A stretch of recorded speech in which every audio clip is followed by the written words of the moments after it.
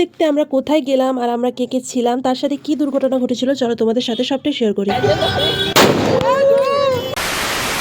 তো hello everyone, আমি প্রিয়াঙ্কা। কেমন আছো তোমরা সবাই? আজকে ভাই ফোঁটা, কিন্তু আমার তো ভাই নেই, তার জন্য ফোঁটাও আমি দিতে পারবো না। তাই গ্যালারিটা খুলে দেখছিলাম যে কি ভিডিও পোস্ট করা যায়। দেখো, তোমাদের সাথে কথা বলতে বলতে কিন্তু ট্রেনও চলে এসছে। হ্যাঁ, যেটা বলছিলাম, আমি যখন গ্যালারিটা খুললাম দেখলাম অনেক ভিডিও আমার পড়ে আছে, পোস্ট করা হয়নি।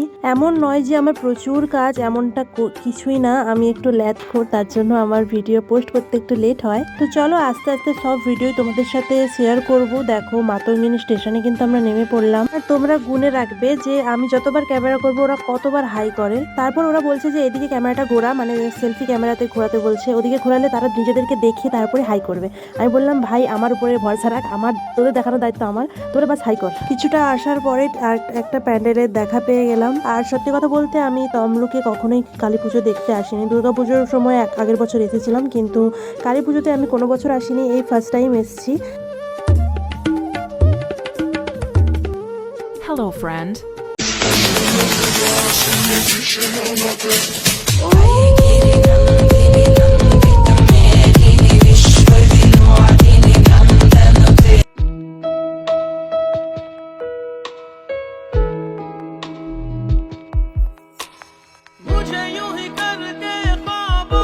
আচ্ছা, এটাই কি সেই দোকান যেটার অ্যাড আমরা টিভিতে দেখতাম?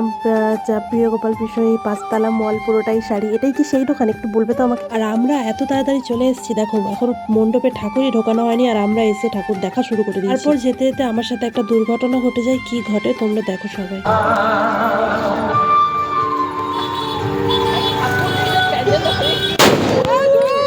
2000 years later.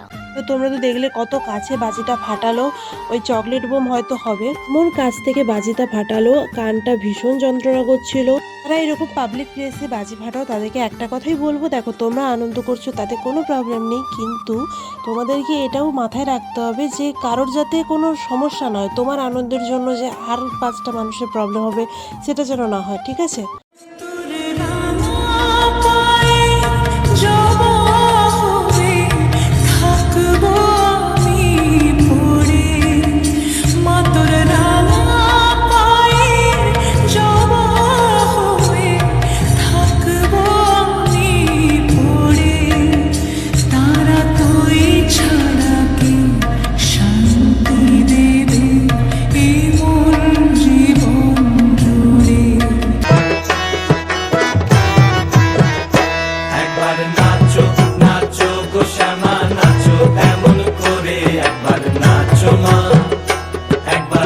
এখানে ঠাকুর দেখে তারপর আমরা আরেকটু ভেতরের দিকে যাই। তো ওখানে আমি নামটা জানি না, আমি রাস্তাও তো চিনি না, আমাকে জাস্ট ওরা নিয়ে গেছিল। আর এই প্যান্ডেলেও তো আমরা ঠাকুর দেখতে পাইনি, ওখানে ঘেরা ছিল। কেউ বলছিল ঠাকুর এখনো আসেনি, আবার কেউ বলছিল ভেতরে ঠাকুর তৈরি হচ্ছে।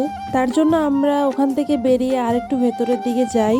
আর তমলুকে তুমি ঠাকুর দেখে শেষ করতে পারবে না, এত পুজো হয় আর খুবই সুন্দর, ভালো ভালো প্যান্ডেল, ভালো পুজো হয়। একটা কথাই বলবো, যারা যারা তমলুকে এখনো ঠাকুর দেখোনি অবশ্যই দেখে যাও একবার করে, খুবই ভালো। আর কারা কারা তমলুক থেকে আমার ভিডিওটা দেখছো তারা অবশ্যই একটা কমেন্ট করে যাবে। আর এই ক্লাবটার কি নাম আমার সত্যি জানা নেই, যদি কারোর জানা থাকে অবশ্যই একটু কমেন্ট করে বলবে।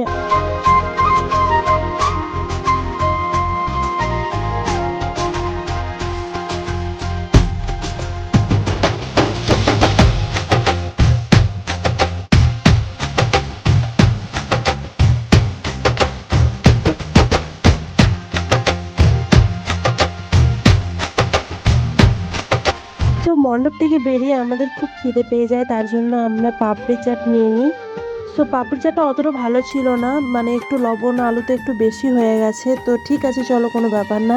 তারপর আমরা 4জন ওখানে দাঁড়িয়ে পাপড়ি চাটটা খেয়ে নিই। খাওয়া দাওয়ার পরে আমরা বেরিয়ে পড়ি বাড়ি যাওয়ার জন্য। আর ওখান থেকে বেরোনোর পরেই কিন্তু আমরা বাস পেয়ে যাই। আর এটাও ভালো যে আমরা সিট পেয়ে গেছি, কারণ এত হেঁটেছি তো পায়ের আর অবস্থা নেই। আর আমাকে দেখো, আমি তো পারলে ওখানেই ঘুমিয়ে পড়বো, এরকম একটা অবস্থা। চলো আমিও ঠাকুর দেখতে দেখতে বাড়ি যাই। আর ভিডিওটা কেমন লাগলো অবশ্যই কমেন্ট করে জানিও।